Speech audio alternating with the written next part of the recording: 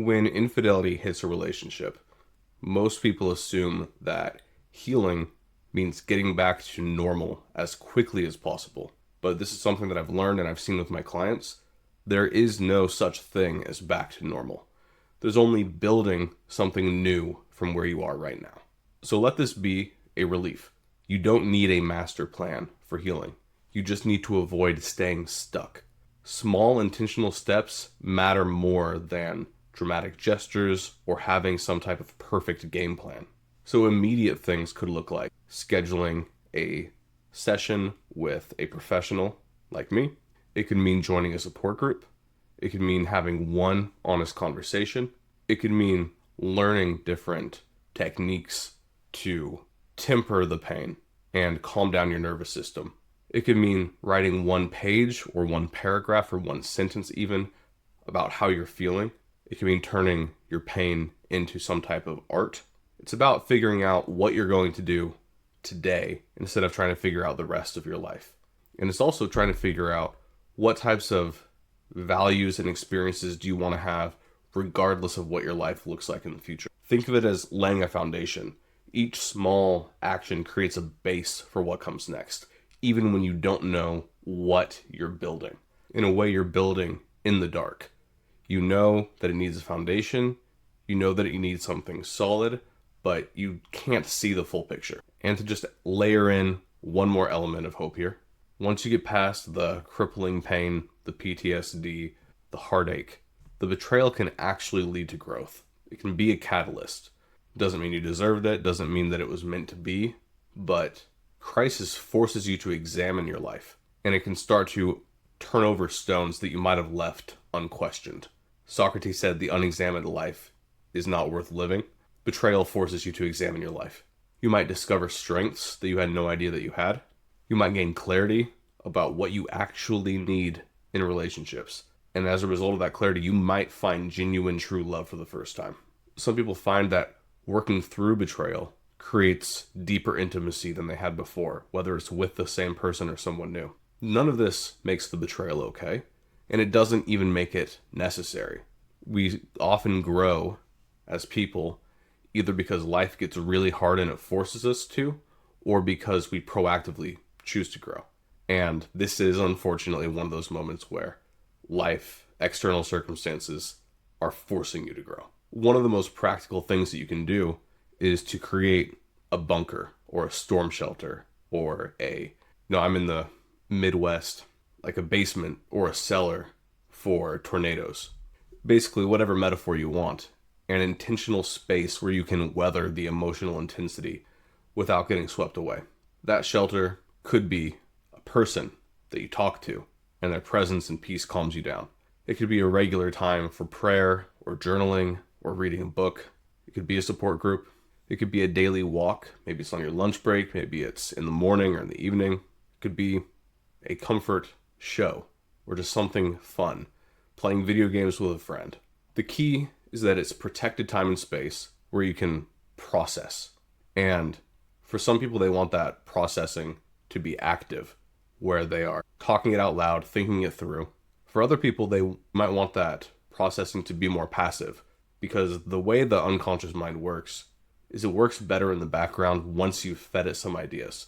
Some of you, I talk to a lot of you, you're so in the weeds trying to figure this thing out that sometimes you're overworking the muscle. Sometimes the best thing you can do is to take just a little bit of a step back and have a shelter where you don't think about this, where you're processing passively.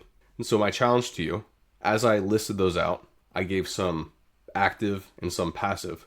You probably gravitated toward one over the other. Try the opposite.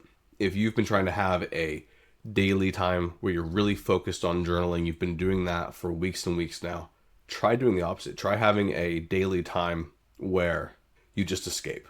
You don't think about it. The one rule is that you can do anything else besides actively working on this problem. And then obviously, if you've been more so avoiding it, pushing it down, keeping yourself busy, then your challenge is once a day, find a way to actively think about these things.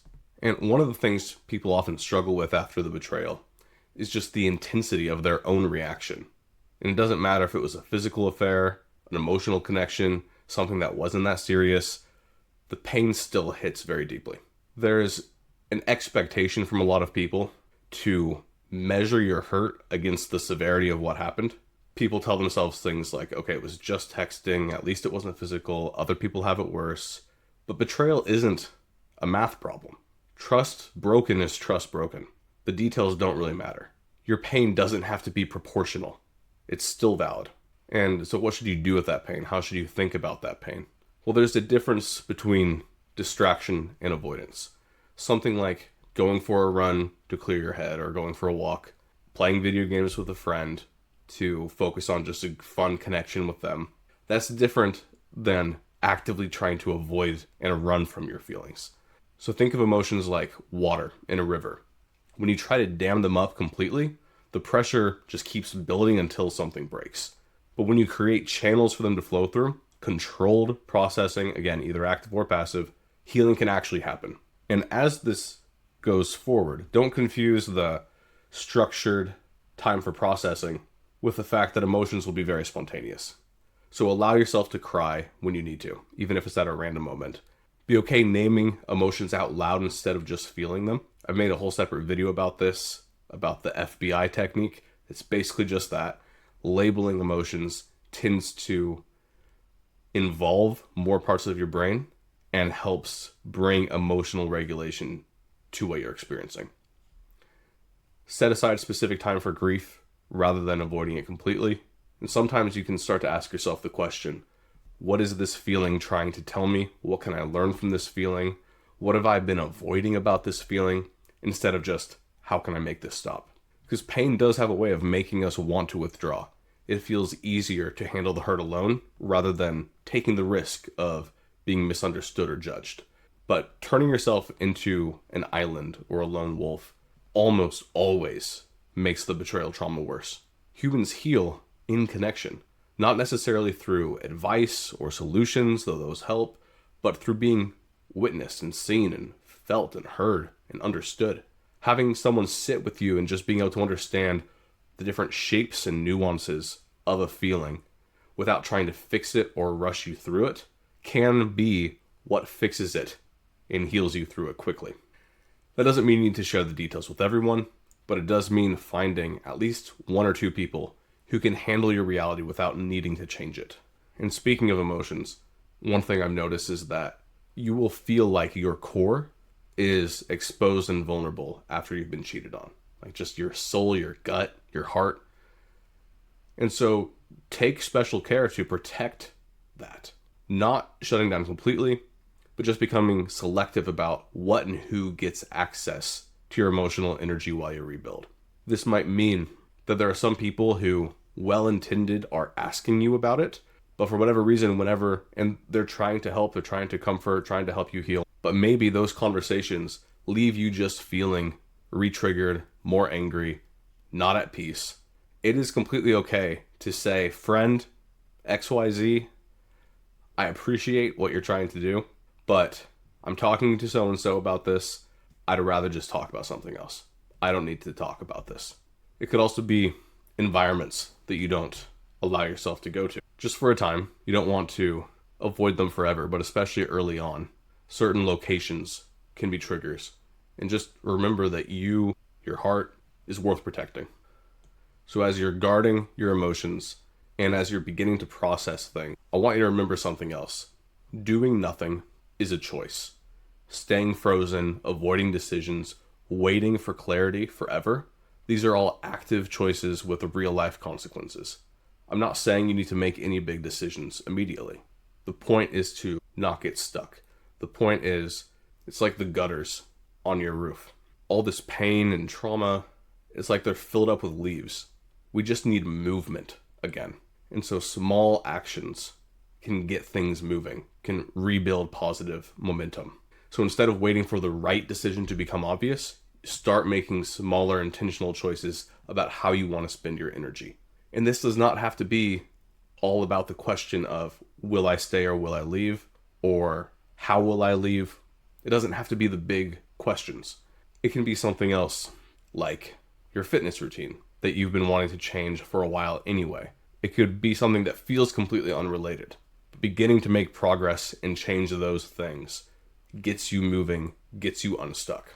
People heal in odd orders. Sometimes people think, no, I need to heal the emotional part of me first. Then I can take care of my finances. Then I can take care of my fitness. What if it's the other way around? What if it actually goes fitness, finances, then emotional health?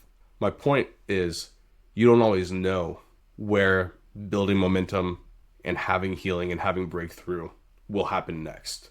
So experiment, like try reshaping your life, rebuilding your life in different areas, in different orders, see what starts to click. And as you're doing that, just remember that when trust breaks in a relationship, when infidelity cuts you to the core, you're on an unfamiliar path.